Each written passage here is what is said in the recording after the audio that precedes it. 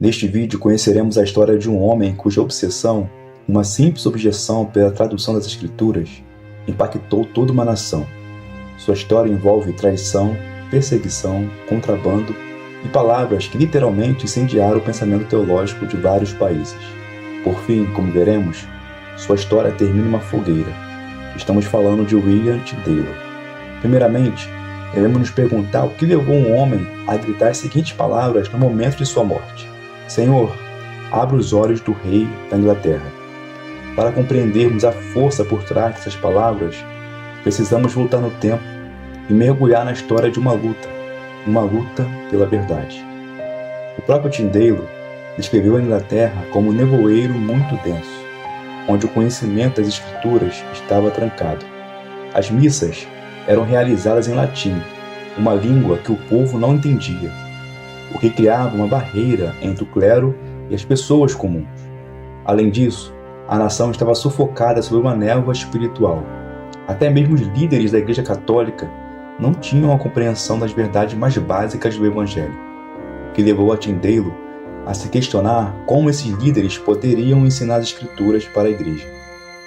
Dizia-se que, embora houvesse cerca de 20.000 padres na Inglaterra, muitos eram incapazes de traduzir sequer uma única linha do Pai Nosso. As únicas escrituras em inglês eram algumas cópias manuscritas de John Wycliffe, que as traduziu da Vulgata Latina no final do século XIV.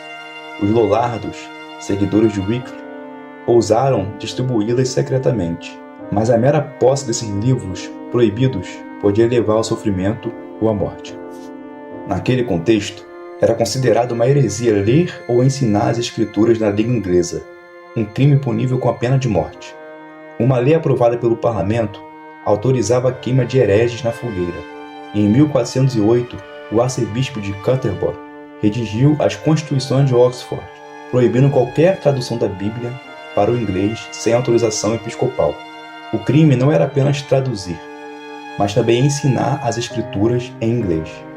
Em 1519, 7 Lollardos foram queimados por ensinar o Pai Nosso aos seus filhos em sua língua nativa. Este acontecimento retrata bem o ambiente em que a missão de Tyndale estava prestes a começar. William Tyndale nasceu em Gloucester, Inglaterra, em 1494. Estudou em Oxford e Cambridge. Falava 8 idiomas: hebraico, grego, latim, italiano, espanhol, inglês, alemão e francês, todos com a mesma fluência com que falava sua língua materna. Tyndale era um verdadeiro gênio. Ele podia ter optado por uma carreira tranquila e confortável, mas sua paixão por tornar a Bíblia acessível a todos o levou a escolher o caminho do perigo, das lutas e perseguições. Sua convicção teológica pode ser resumida nas seguintes palavras: o grito de sola Escritura não será suficiente se as pessoas não puderem ler as Escrituras. Ou seja, em sua visão, o grito da reforma sola Escritura seria completamente inútil se o cidadão comum não conseguisse ler a própria Escritura. Foi em 1421 que ele embarcou no grandioso projeto de traduzir a Bíblia para o inglês, tarefa a qual dedicou o resto de sua vida. Pouco antes, ao ler a edição grega do Novo Testamento de Erasmo de Roterdã, ele descobriu a doutrina da justificação pela fé e desejava que todos os seus compatriotas a conhecessem. Ele estava convencido de que a fé salvadora exige o conhecimento da verdade, e para isso, a palavra de Deus devia estar disponível na língua do povo. Por essas razões, em 1523, ele pediu ao bispo de Londres permissão e fundos para iniciar a tradução do Novo Testamento. Seu pedido foi negado, e com o passar do tempo, ele se convenceu de que seu projeto não seria bem recebido em lugar nenhum da Inglaterra. William Tyndale se viu obrigado a fugir de sua terra natal. Em busca de um ambiente mais favorável, ele viajou para as cidades livres da Europa: Hamburgo, Wittenberg, Colônia e, finalmente, a cidade luterana de Worms.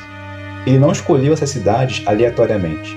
Elas eram centros da reforma e da prensa de Gutenberg, lugares onde era possível revisar os textos e organizar o contrabando de Bíblias para a Inglaterra.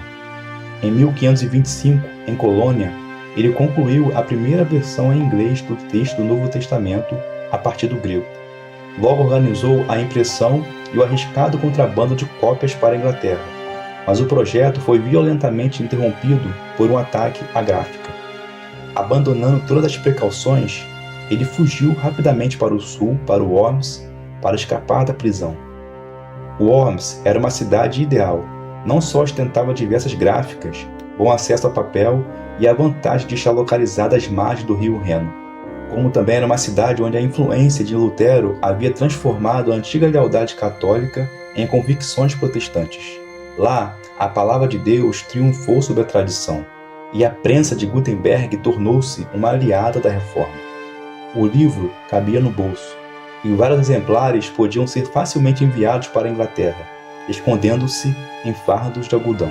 No entanto, a reação das autoridades foi abertamente hostil. Alguns até compraram cópias da tradução com o objetivo de retirá-las de circulação e assim tentar silenciar Tyndale.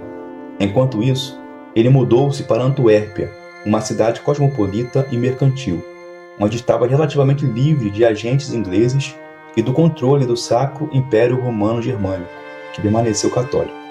Lá, com a ajuda de amigos, conseguiu escapar das autoridades por 9 anos, revisou seu Novo Testamento e começou a traduzir o Antigo Testamento. Em maio de 1535, foi traído por um jovem inglês chamado Henry Phillips, um homem que se fez passar por seu amigo para o entregar às autoridades.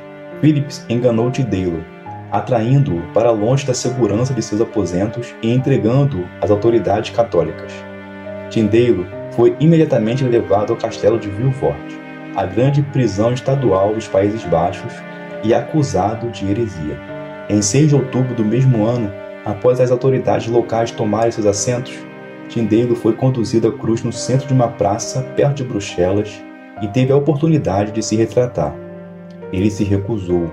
Então, lhe foi dado o momento para orar. O historiador inglês John Foxe diz que esse foi o seu clamor: Senhor, abre os olhos do rei da Inglaterra.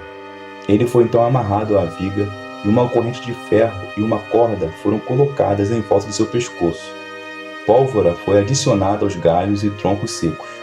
Após o sinal de um oficial local, o carrasco de pé atrás de Tyndale rapidamente apertou o laço, estrangulando-o até a morte. Um oficial então pegou uma tocha acesa e a entregou ao carrasco, que ateou fogo à madeira. Estima-se que 90% das palavras contidas na Bíblia King James, a mais influente Bíblia de língua inglesa, foram diretamente obtidas através da tradução realizada por William Tyndale. As traduções de William Tyndale formam a espinha dorsal de quase todas as traduções da Bíblia para a língua inglesa que vieram a seguir. O seu trabalho tornou-se a base de tudo. Essas são palavras do próprio Tyndale, referindo-se ao seu desejo em ver seus compatriotas com acesso às escrituras em sua língua materna. Ele sabia perfeitamente o que estava em jogo e estava disposto a pagar o preço para que sua tradução chegasse às mãos do mais humilde cidadão inglês. Dessa forma, Tyndale acendeu uma chama para dissipar a escuridão espiritual da Inglaterra.